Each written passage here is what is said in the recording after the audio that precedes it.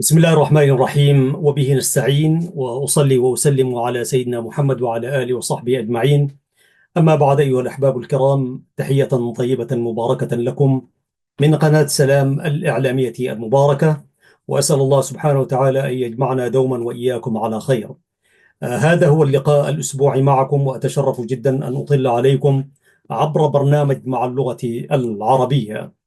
يقول الحق سبحانه وتعالى في كتابه العزيز: لسان الذي يلحدون إليه أعجمي وهذا لسان عربي مبين. صدق الله العظيم.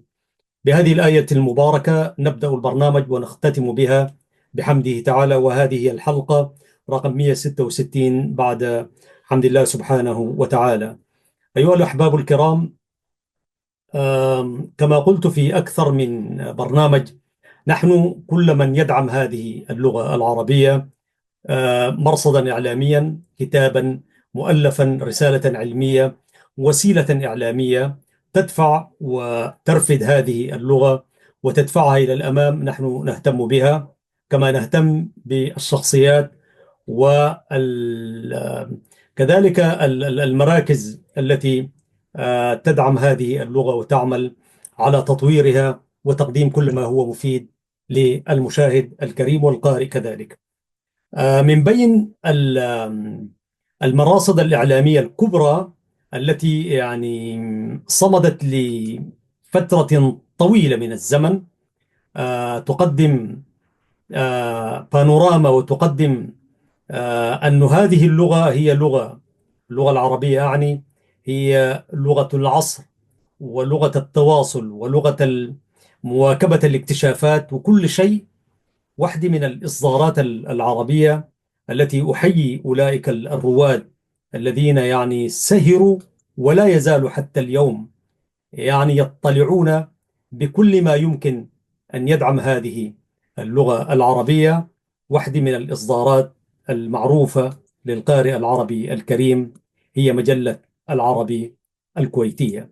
مجلة العربي الكويتية هي مجلة شهرية بتصدر عن المجلس الوطني للثقافة والفنون والآداب عن دولة الكويت الشقيقة. عزيزي المشاهد، هل تعلم أن هذه المجلة أول إصدار لها كان عام 1958؟ بمعنى مع دخول هذا العام تحتفل مجلة العربي الكويتية بالسنة أو الذكرى 67 لتأسيسها.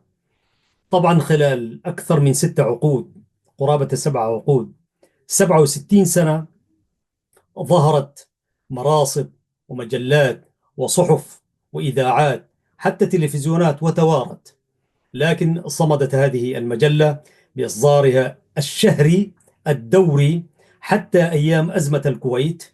كانت المجلة هي الوحيدة التي كانت متبقية، مع كل ما كان يرمز إلى بقاء وحقية دولة الكويت أن تعيش في أمن وسلم وسيادة كاملة لا منقوصة. فأنا تذكرت بشيء أو آخر، جاءت مناسبة وانقطعت الصلة بيننا وبين مجلة العربي كمتابعة مع الانفجار المعلوماتي والإصدار الرقمي الموجود. فقلت كيف تبدو هذه المجلة؟ على الرغم من أنه كنا من روادها وقرائها ونداماها في زمن من الأزمنة، كان يكفي أن تقرأ مجلة العربي الشهرية وتكون ملما بالأحداث السياسية، خاصة حديث الشهر. كان ملخص يعطيك لأكبر قضية سياسية بتشهدها، حتى وإن تبدت في جوانبها الفكرية والثقافية والأدبية، لكن كانت تركز على الوضع السياسي في المنظومة العربية والعالمية. تجد بغيتك السياسية وجرعاتك الثقافية ومعرفتك وإلمامك بالشؤون الاقتصادية والدراسات الاجتماعية والاكتشافات الطبية، وحتى إلى حد ما ما في بداية عهدها ما كانت تهتم بالرياضة وما إلى ذلك. وأعتقد هي ما عندها كثير اهتمام بذلك، لكن في مجال الفنون والآداب والثقافة والسياسة والاقتصاد والتكنولوجيا والعلوم والشعر وما إلى ذلك، وإصدارات فكرية ثقافية كبيرة، أن تطلع بشكل ملتزم شهري لمجلة العربي. أنت قبل أن تكمل ما لديك من المجلة يأتيك العدد ال- اللاحق يعني. وخاصة أن المجلة يعني هي كانت تمتاز ولا تزال حتى اليوم، يعني تتمتع بكل أدوات الجذب والإمتاع والتأثير على القارئ العربي. طباعة جيدة تصدر عن دولة الكويت، وغلاف ممتاز. وكان لها ولا تزال حتى اليوم إصدارات سياحية، يعني تختار بلدا إسلاميا أو عربيا فتقدم لك بانوراما عن ذلك البلد العربي الشقيق. يعني ولذلك يعني كثير من القراء كانوا يعني يلتزمون ولديهم اشتراك شهري، وتصلك مجلة العربي أينما كنت. يعني حتى في بلادنا اللي تعاني من ظروف قاهرة، يعني إذا أنت مشترك كانت تصلك عبر البريد، أعني في أسمرة. أما في السودان وفي بلاد أخرى فكان متسعا وكانت اشتراك ما مش غالي، يعني كان رمزيا لرمزية الرسالة وتميز الرسالة التي كانت تؤديها مجلة العربي الكويتية. عدت إليكم أيها الإخوة المشاهدون. هذه هي يعني صورة من الغلاف لمجلة العربي الكويتية، من غلاف قديم. ولكن سأستعرض لكم مقالة، أو يعني نسوح في هذا العدد الأخير الذي صدر قبل شهر تقريبا. وإن شاء الله عبر هذه الحلقة وعبر هذا البرنامج إن شاء الله سيكون لنا إطلالة شهرية على هذه المجلة. لماذا؟ لأننا في البرنامج العربي نتابع كل ما يدعم هذه اللغة. أنا أقول بكل ثقة أن مجلة العربي الكويتية واحدة من المراصد العربية التي صمدت وقدمت للقارئ العربي والإنسان المسلم خدمة إعلامية متميزة ما في شك. يعني طوال أكثر من 6 عقود، 67 عام، تصدر بشكل شهري دون انقطاع. ولذلك أنا تحية يعني عزيزة، وتحية احترام وتقدير لأولئك الذين صمدوا من أيام، أعتقد الدكتور مين الرميحي، أعتقد هذا هو كان رئيس مجلس الإدارة أو رئيس التحرير. لكن اليوم من هو ما لم أتصفح. ولكن إن شاء الله سأقلب معكم الصفحة الثقافية. نحن في هذا البرنامج شهريا سيكون عندنا زيارة للجانب الثقافي والآداء والأدبي في مجلة العربي الكويتية، ونختار لكم مقالة أو مقالتين على الأقل في حلقة أو حلقتين حتى ما نتابع. لأن مجلة العربي واحدة من تميزها أنها تتطور مع الأحداث، تتطور مع التكنولوجيا، تتطور مع الأطروحات. وخاصة الذين يكتبون فيها هم علماء ومفكرون وأصحاب تخصص في مجالاتهم. وكذلك المجلة في تطور، حيث صدرت لها في عام 1986 مجلة العربي الصغير. يعني الآن العربي تلبي رغبات الكبار والصغار. الآن استعرض لكم أيها السادة والسيدات جانبا من المواضيع التي تناولها، أو المواضيع التي تناولتها في الجانب الثقافي. يعني في هذا العدد بتاعت شهر 12، يعني وهو 2024، لأنه عدد شهر يناير من العام الجديد لم يصدر بعد، ولكن إن شاء الله سنتابعه يعني.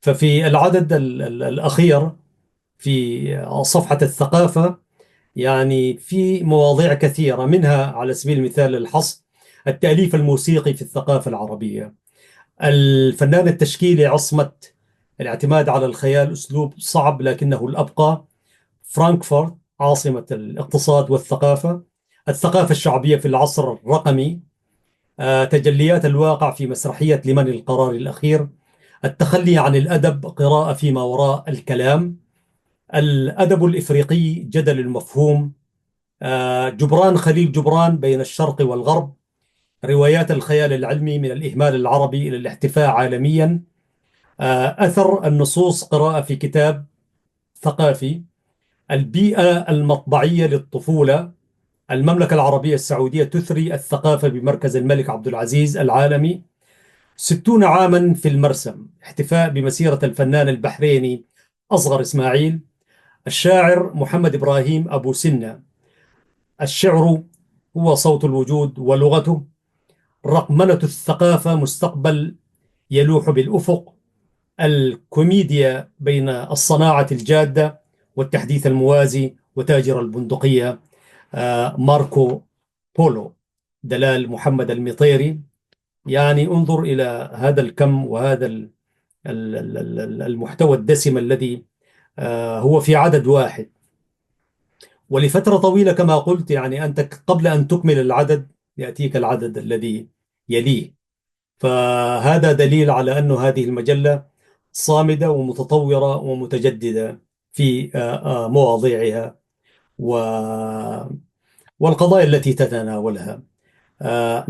دعونا نقرأ الآن جزء من مقالة أو مقالة، وإذا أسعفنا الوقت كذلك نأتي إلى موضوع آخر. يعني الشاعر محمد إبراهيم أبو سنة يقول: الشعر هو صوت الوجود ولغته. للدكتور أحمد علي منصور. أفتح هذه المقالة لنقرأها معكم أيها المشاهدون الكرام.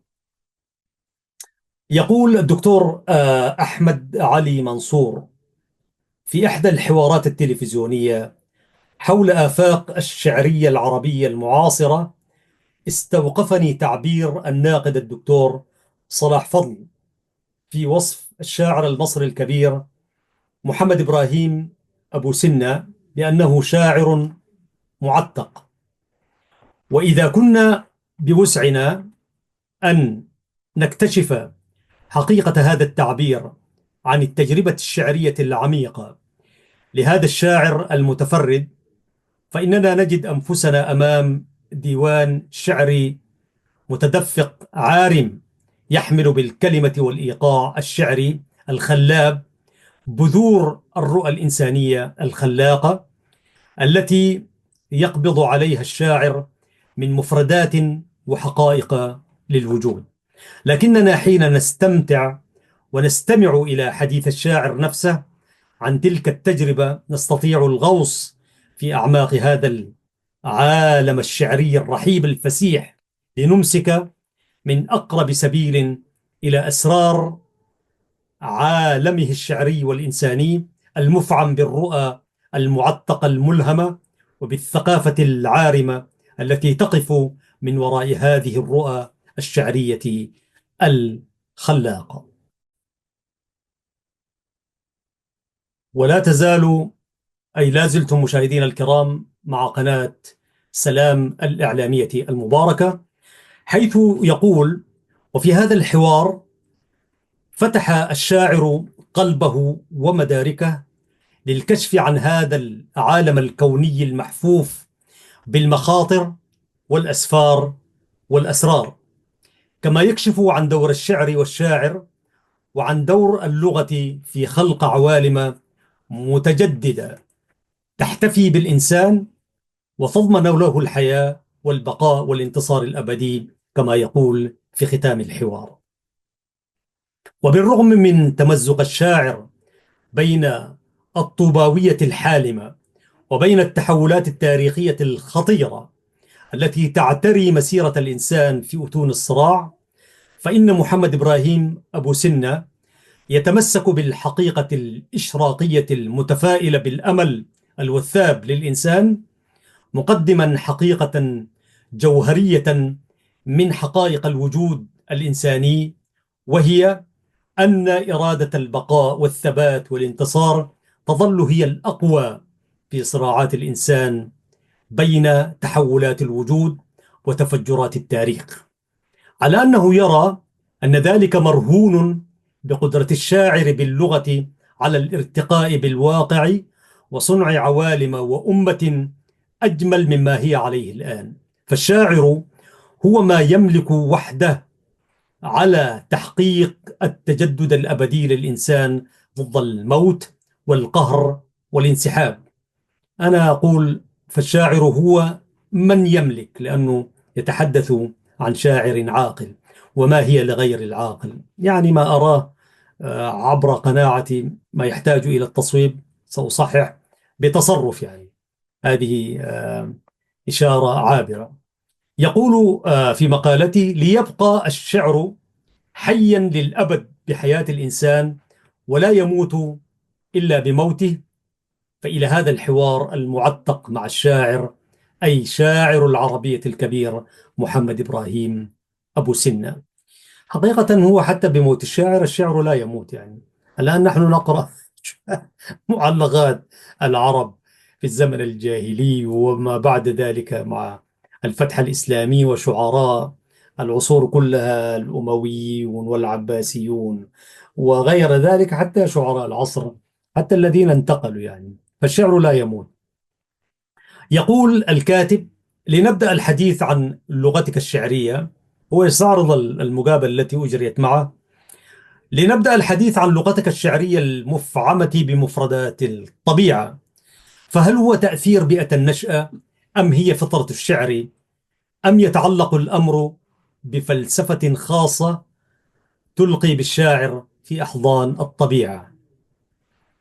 قال في إجابته بعد أن شكر الذي سأله ذلك السؤال، قال: هذه مفاتيح ذهبية للإجابة على هذا السؤال بما تضمنته من تلك النقاط التي أشرت إليها، فهي التي أدت بالفعل إلى شيوع هذه المفردات والرموز التي تتردد في كثير من القصائد. فمن حيث البيئة فقد ولدت في قرية الودي مركز الصف في محافظة الجيزة عام 1937. ويصف القرية بأنها تتفرد بطبيعة خاصة، فهي تقع على الضفة الشرقية لنهر النيل، وفي الوقت ذاته قريبة جدا من الصحراء الشرقية على بعد كيلومتر واحد. من هنا كان هذا التقابل بين الماء والصحراء وبين الخضرة والرمال. اقتربت من تفاصيل الحياة في هذه القرية التي ولدت فيها كما يقول أبو سنة، وتربيت في المراحل المبكرة، لكنني لم أكن أستوعب كل تفاصيل هذا الواقع وأبعاده إلا فيما بعد. كان النيل لا أقول قريبا من بيتنا، بل كان بيتنا جزءا من النيل، لأنه كان في نهاية القرية من الناحية الجنوبية.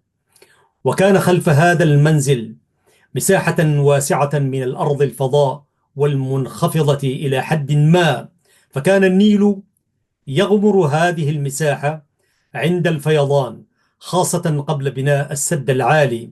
كنا نصعد إلى سطح هذا المنزل وفي ليالي الصيف القمرية فنرى هذا التلألؤ المذهل للطبيعة، خصوصا حين تنعكس تلك الأضواء القمرية على الماء.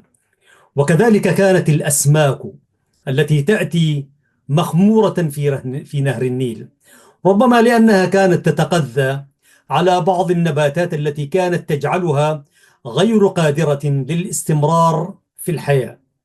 كانت هذه الأسماك تمر بجوار المنزل، وكنا نستطيع أن نلتقط تلك الأسماك من فوق السطح.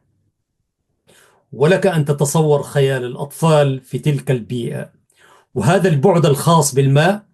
ولكن ما أن ينحسر الماء في النيل حتى تتبدى لنا رقعة جديدة من الأرض تنبت عليها هذه اللآلئ الخضراء وأنواع الأعشاب والنباتات المدهشة. فكنا في واقع الأمر بين رؤى غريبة من الطبيعة، بين تلألؤ الماء في الليالي القمرية وبين سطوح هذه الخضرة الجميلة. هذه هي الطبيعة في قريتنا، أو هذه هي الطبيعة في قريتنا في المنزل وخارج المنزل. ولكن في هذه القرية وفي تلك البيئة كانت تدور أيضا معارك طاحنة من أجل الاستيلاء على هذه الأرض السوداء لزراعتها.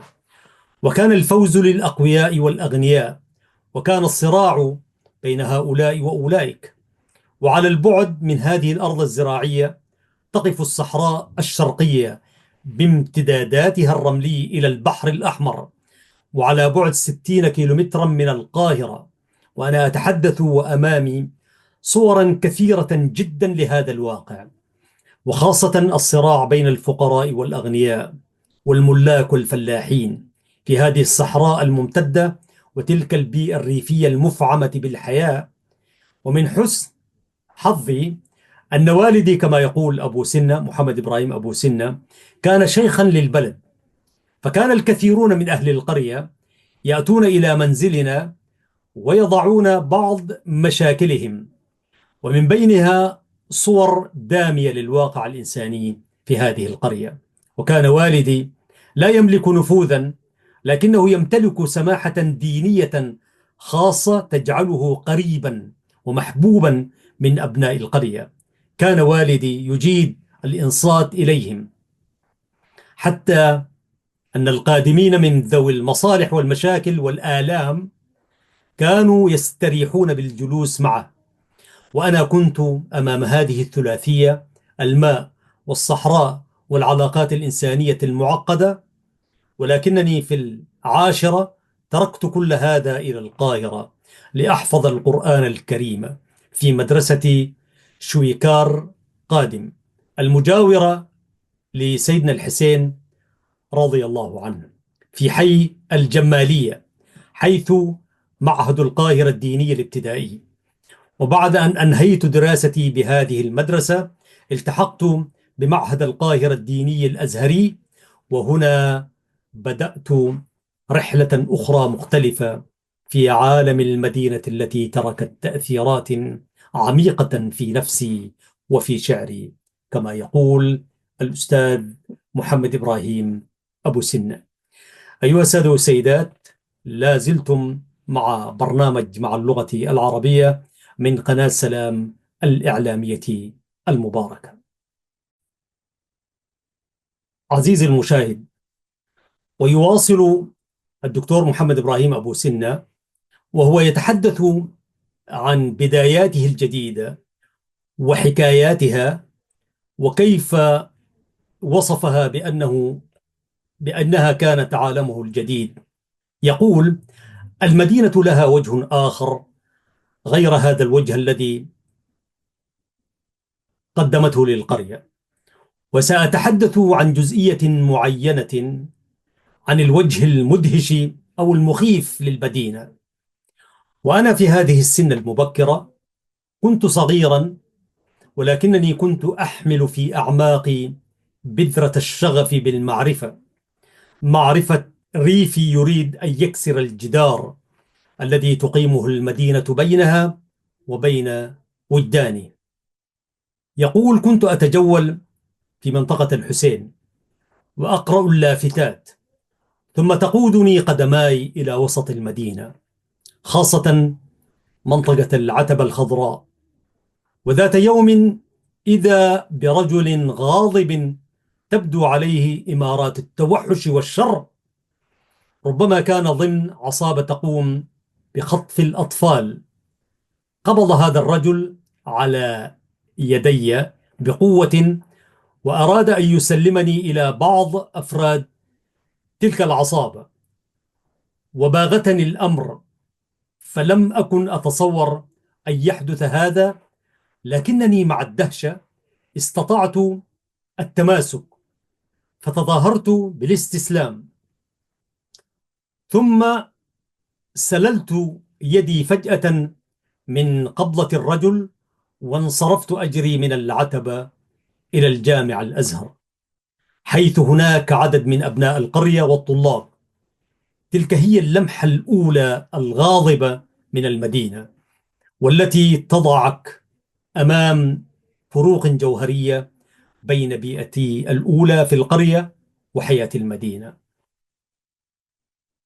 واستعرض مواصلا حديثه وهو يتحدث عن الوجه السمح للقرية وعن المؤثرات الطاغية للبيئة وما الذي عكسه ذلك في شعره، وكذلك الوجه القاسي للمدينة وغير ذلك. يقول: لفكرة الصراع دور فاعل ومؤثر في خلق الشعر وفي إشعال تجربة الشاعر بشكل عام، والوجود كله قائم على فكرة الصراع، سواء بين الكائنات الحية أو بين مفردات الوجود. وإن كانت المفردات التي تعنينا هي المفردات البشرية والإنسانية والمفردات الكونية كما نراها وتتبدى لنا في الحياة الطبيعية والإنسانية. وبعد أن التحقت بالمعهد الديني بالقاهرة، تعرفت في الواقع على هذه الثقافة الدينية العميقة، لأنني كنت أحفظ القرآن الكريم للالتحاق بالأزهر، وانفتح أمامي مدى واسعا وعميقا للتعرف على الفكر الديني وعلى الفكر الأدبي من ناحية أخرى. فقد كنا ندرس نصوصا تتعلق بالفقه والسيرة النبوية والتاريخ الإسلامي وعلوم اللغة، وندرس أيضا نصوصا أدبية تتعلق بالشعر وغيره من الفنون الأدبية. فلذلك تعرفت في المرحلة الأولى على هذه المفردات اللغوية والإسلامية، وتلقيت تعليما دينيا وأدبيا ولغويا في الوقت نفسه.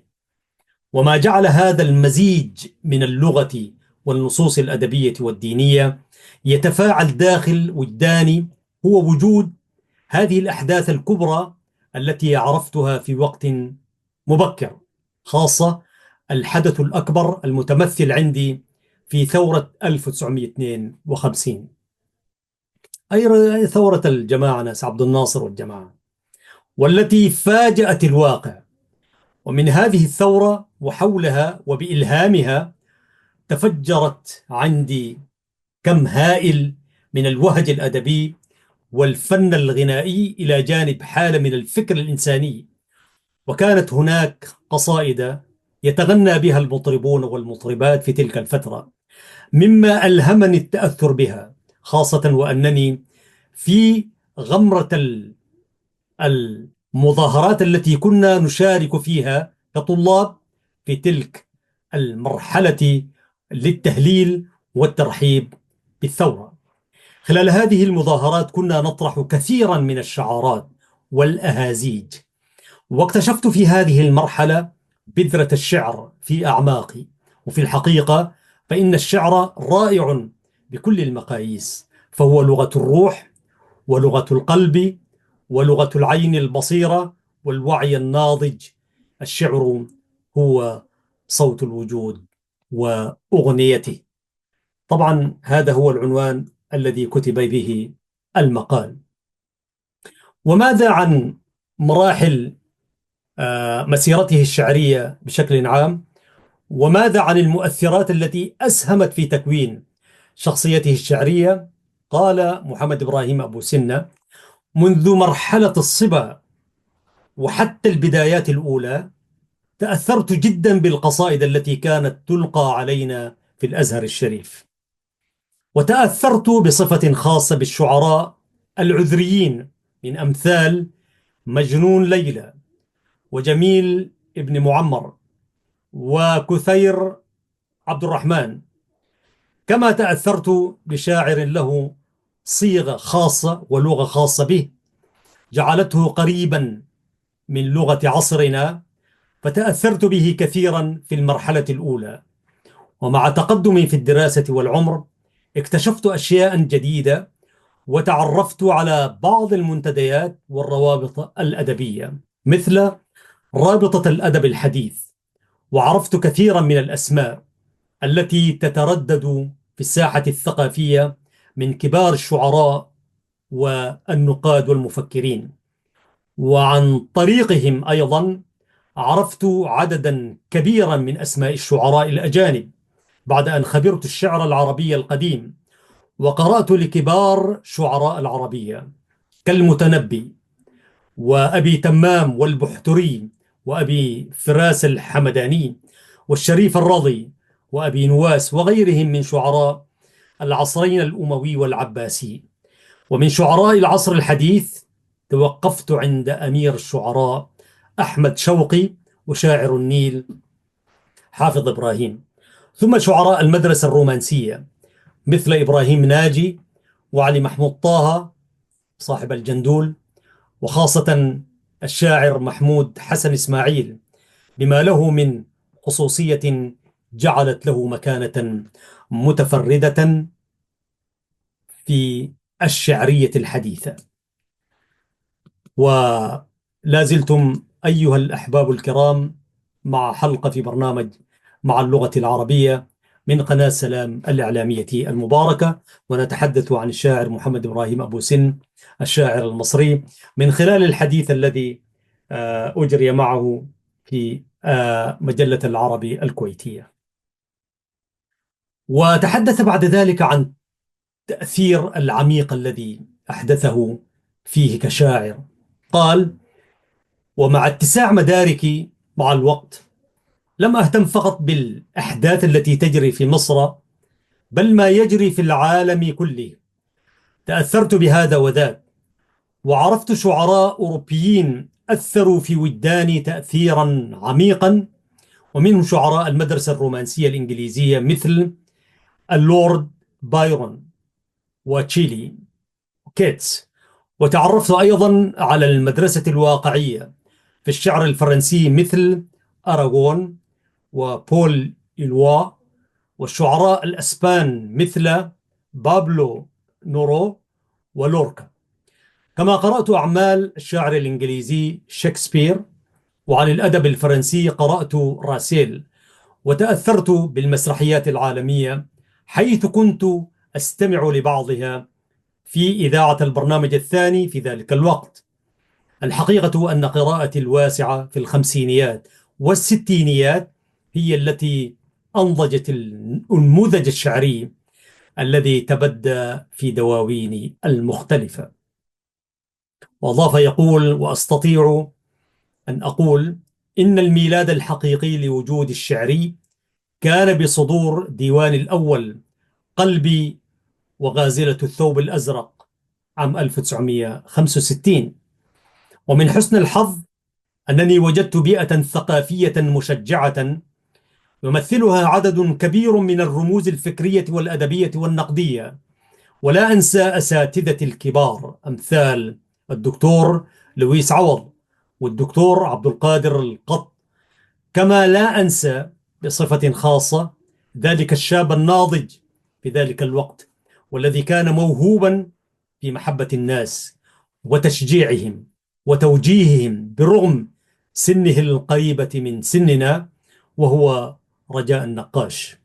كان ذلك دفعني إلى التطور الإيجابي بالإفادة من الواقع الثقافي والالتحام به، ليس على مستوى مصر وحدها ولكن على المستوى العربي، حيث بدأت في الستينيات، أي بدأت أنشر قصائدي في مجلة الآداب البيروتية التي كان يرأس تحريرها الدكتور سهيل إدريس.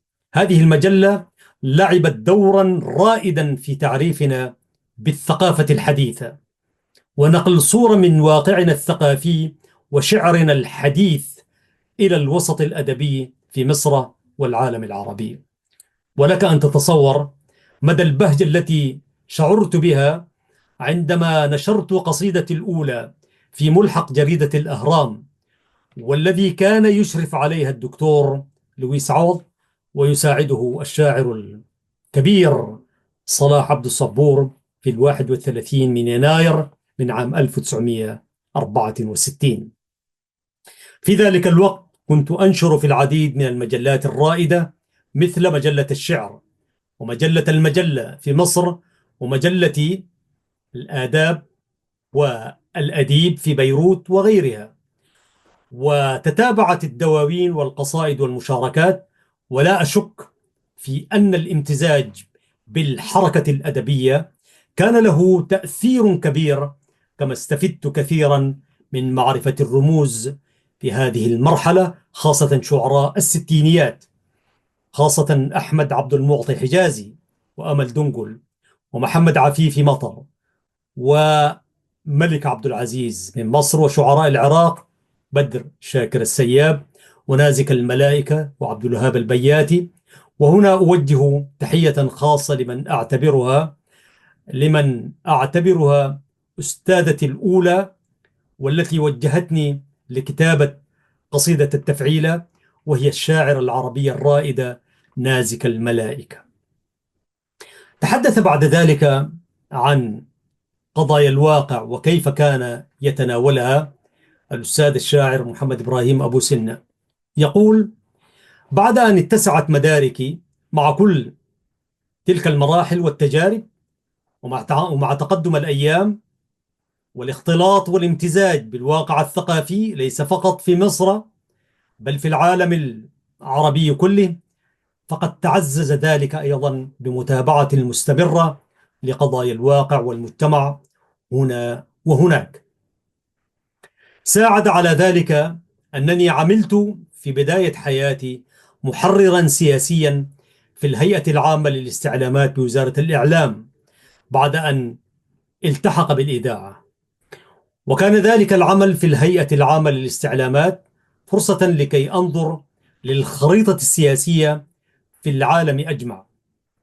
وحين انتقلت للعمل بالإذاعة فقد كانت أمامي الخريطة الثقافية في العالم أجمع أيضا، لأنني عملت بالنافذة الكبرى التي تطل على الثقافة الوطنية المصرية والعربية والعالمية من خلال إذاعة البرنامج الثاني.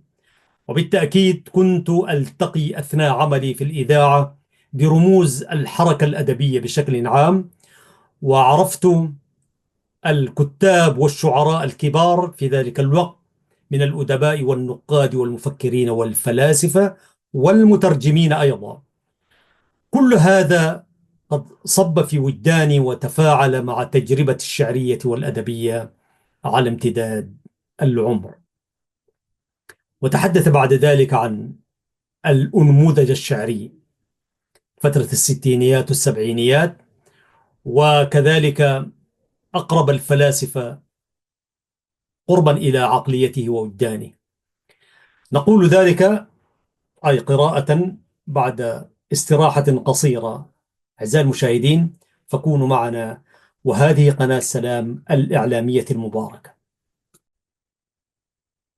نعم مشاهدي الكرام، عدنا إليكم بحمده تعالى لنكمل هذه الحلقة، وهي الحلقة 166 في برنامج مع اللغة العربية، ونتحدث نقلا عن مجلة العربي الكويتية في عددها الأخير الذي صدر 2024، وتتحدث أو في لقاء أجراه الدكتور أحمد علي منصور مع الشاعر المصري محمد إبراهيم أبو سنة، وهو يتحدث عن أولئك الفلاسفة الذين تأثر بهم. قال: لقد فتحت لي نافذة يقول للصحفي أحمد علي منصور، يقول له لأقول إن تجربتي من البداية كانت مرتبطة بالواقع الثوري في الخمسينيات، وبالرغم أو بالرؤية التي تتطلع إلى الأفق العربي القومي وإلى العدالة الاجتماعية والانفتاح على الثقافة العالمية، كل هذا كان يتبدى في اختيار الأنموذج الشعري عندي. فما تتصور أنه قصيدة غنائية، هو ليس كذلك بالمعنى المباشر. هي ليست غنائية لأنها ليست معبرة عن ذات مفردة كما ترى في ديوان قلبي وغازلة الثوب الأزرق. هذا الديوان يتضمن رؤية للريف المصري وواقع القرية، كما يتضمن التأثر بالأسطورة الإنسانية الفرعونية واليونانية، وكذلك هناك نسيج محدد وواضح لقضايا الحب والمرأة في هذا الديوان. وتستطيع أن تقول إنني في ديواني الأول وضعت بذور تجارب الشعرية وملامحها على مستويات قومية ووطنية وإنسانية، لكنني في هذا الديوان فكرت في أن أرتقي بهذه التجربة من الغنائية إلى التركيب الدرامي، وإلى الاقتراب الأعمق في عالم المرأة وعالم المدينة وعالم الإنسان، سواء كان إنسانا مسحوقا كادحا أم إنسانا مركب الإحساس بأزمة هذا الوجود. ولا أقصد بهذه الجملة العالم الفلسفي للإنسان. وبعض شعراء السبعينيات ترجموا تجربتي على أنها تجربة رومانسية. هذا غير صحيح على الإطلاق، فإن تجربتي مع الواقع والأسطورة والدراما والتي مارستها في مسرحيتين شعريتين هما حمزة العرب وحصار القلعة. وماذا عن معاناة الشاعر اليوتيوبي في الوجود بمقابل تمنياته الطوباوية في عالم جديد؟ هل ترى ما يزال بوسع الشاعر أن يواصل الكتابة عن هذا العالم الوردي البعيد؟ هكذا طرح عليه الصحفي الدكتور أحمد علي منصور. في إجابته قال الأستاذ الشاعر محمد إبراهيم: الشاعر هو من أعمق الكتاب من حيث الرؤية المركبة التي تجمع بين المثال والواقع.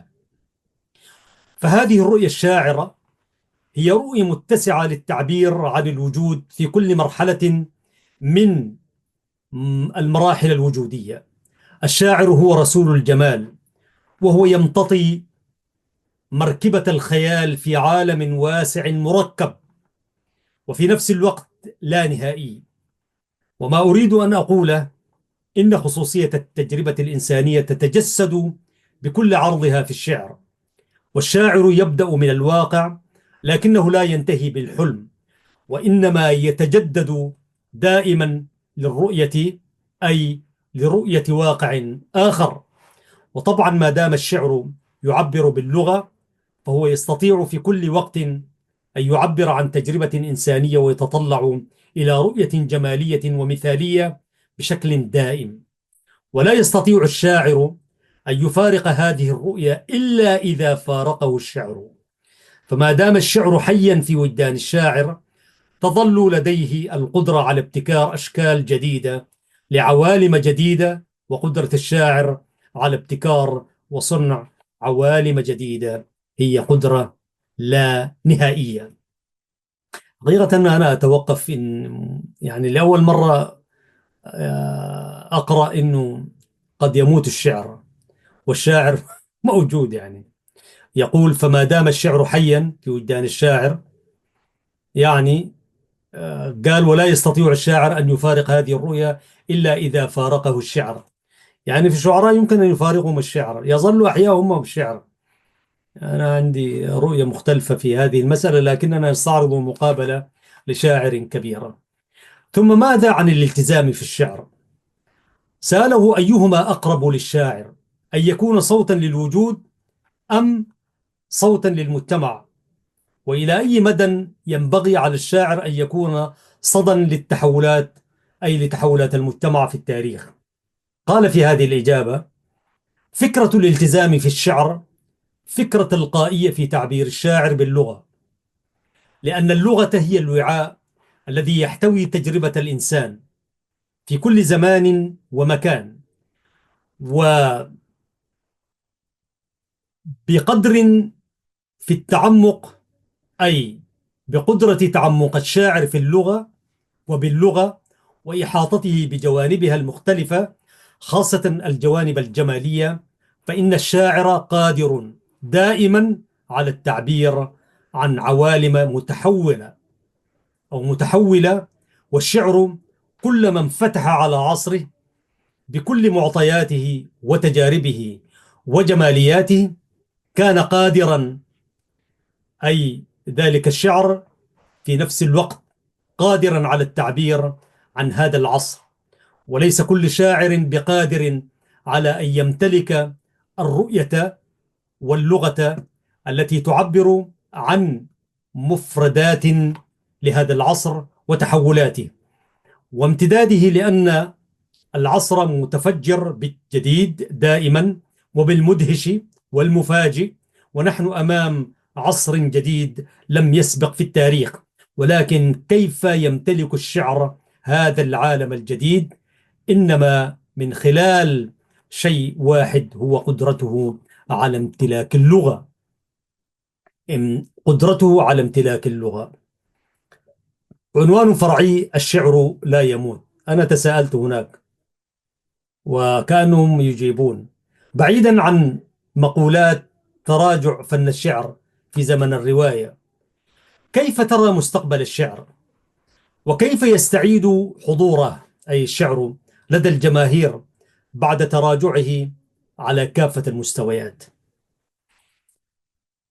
قال في إجابته: هناك بالطبع أسباب كثيرة لهذا التراجع، ولكن هناك أيضا تطلعات لتغيير هذا الواقع، والجماهير مفتونة دائما بفكرة الإيقاع وفكرة الجمال اللغوي وفكرة الاهتزاز الوجداني في كل مكان وكل زمان في العالم. ولذلك فأول فن يعبر عن الاهتزازات الكبرى هو الشعر، والشعر لا يموت، لأن الإنسان لا يموت، ولأنه إذا مات الإنسان مات الشعر، فحين يموت الإنسان لا شعر. فالشعر حي بحياة الإنسان، ويبقى ما دام الإنسان حيا. وفي هذا العالم بكل هذه المعطيات والأجهزة والتقدم العلمي، لا أرى أن هذه المتغيرات سوف تقتل الشعر، ولكنها ستسلحه برؤى جديدة، بصرف النظر عن التفجر السياسي أو العلمي في العالم. فإن كل هذه المتفجرات أو التفجرات هي في صالح الشعر كما أرى. وما على الشاعر فقط إلا أن يفضي بذاته وبما يحس به من خلال ثقافته الكبرى واللغة التي تمكنه من التعبير عن التجربة الإنسانية. وبعد أن امتد هذا الحوار قرابة الساعتين، أردف الشاعر الكبير محمد إبراهيم أبو سنة مؤذنا باختتام الحوار. قال له: أريد أن أختم بكلمة واحدة. أنا بطبعي من خلال تجربتي الإنسانية التي تمتد ل80 عاما مؤمن إيمانا قويا أولا بمستقبل الإنسان وبقدرته على تجاوز كل الصعاب وعلى اكتشاف عالم أجمل مما هو قائم الآن. ولا أشك في أن الإنسان على موعد دائم مع الانتصار الأبدي. كان ذلكم أيها السادة والسيدات هو الشاعر محمد إبراهيم أبو سنة، الشاعر المصري الكبير. أجرى معه الحوار الدكتور أحمد علي منصور. نشر هذا الحوار بمجلة العربي الكويتية، التي نتشرف أن نفتح نافذة لها في هذه القناة لنتابع الإصدارات الشهرية، يعني نستعرض شيئا مما نراه يتقاطع مع أهداف ورسائل هذا البرنامج. أيها السادة والسيدات، وأنا أستعرض الجزئية الأخيرة، أن الشاعر هو الذي يتفاعل، وإذا امتلك اللغة ويتفاعل مع عصر الحديث. كنت تذكرت المونديال الرياضي الكبير الذي شهدته الدوحة ومدن أخرى في دولة قطر الشقيقة، كأس العالم 2024، وخرجت منها بقصيدة رائية جميلة جدا، يعني فاقت 130 بيتا فيما أظن. تتبعت هذا الكاس، فالآن وأنا أقرأ يعني تبعت ما هي الرسالة وقلت إنه نحن الآن واحدة من أدواتنا لنشر هذه اللغة والإسلام والحضارة الإسلامية أن نتفاعل ونتماهى مع معطيات عصرنا. ونظرت إلى أن تنظمه، أن تنظم كأس العالم بالشكل الذي رأيناه، على الرغم من أن هنالك أولويات وما إلى ذلك، لكن تنظيم كأس العالم لم يكن مجرد لقاء كرويا وترفيهيا، لكنه حمل في طياتي، وأنا أشرت إلى ذلك، حمل رسالة العروبة ورسالة الإسلام ورسالة أنه نحن بإمكاننا أن نعمل. صحيح عندنا أولويات وعندنا جراحات وعندنا أشياء كثيرة، لكن برضو نظرت إلى ذلك المهرجان الرياضي العالمي بنظرة مختلفة. ربما آتي وأتحدث عن تلك المعلقة الرائية التي كتبتها، وهي من القصائد الطوال تؤكد لذلك، فاطمأن قلبي أكثر مما اطمأننت وكتبت به تلك المعلقة. كثيرون قالوا لي أنت لم توصل تلك القصيدة إلى مكانها. يعني هم كانوا يقولون كان على القطريين أن تصلهم تلك القصيدة. أنا قلت لا، هذه ليست مسؤوليتي. أنا مسؤوليتي عبرت عن ذلك المشهد الذي عشته لحظة بلحظة، وكتبت بقناعة ورسالة وفكر. والقصيدة موجودة، يعني صحيح أنا لم أنشرها مكتوبة، وأنا لا أتعمد نشر قصائدي مكتوبة حتى لا تقتطع وتجزأ وتستنسخ و... وتمسخ وتنسخ وتشوه كذلك. يعني أقرأها أنا بصوتي، وأميل إلى القراءة أكثر في نشر قصائدي.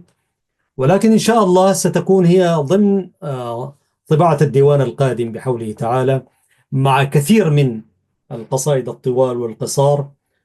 قصائد تفوق قرابة 70 قصيدة في مختلف الاتجاهات. إن شاء الله أتمنى أن يرى ذلك الديوان النور قريبا إن شاء الله، وأسأل الله أن يسهل لنا أمر الطباعة ونشرها. ويعني تلك معركة أخرى أصعب من معركة الشعر ودنيا الشعر والشعراء.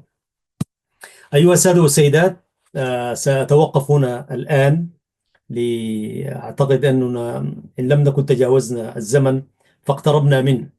تحياتي محدثكم أحمد شريف، معد ومقدم هذا البرنامج، وتحيات الزملاء الفنيين الذين يخرجون لكم هذه الحلقة بالثوب الذي يليق بمقامكم ومقاماتكم السامية.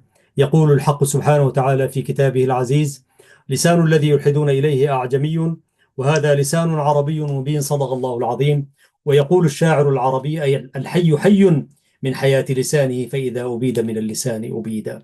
ألتقيكم إن شاء الله في الحلقة المقبلة بحوله تعالى. حتى ذلكم الحين أستودعكم الله، والسلام عليكم ورحمة الله تعالى وبركاته.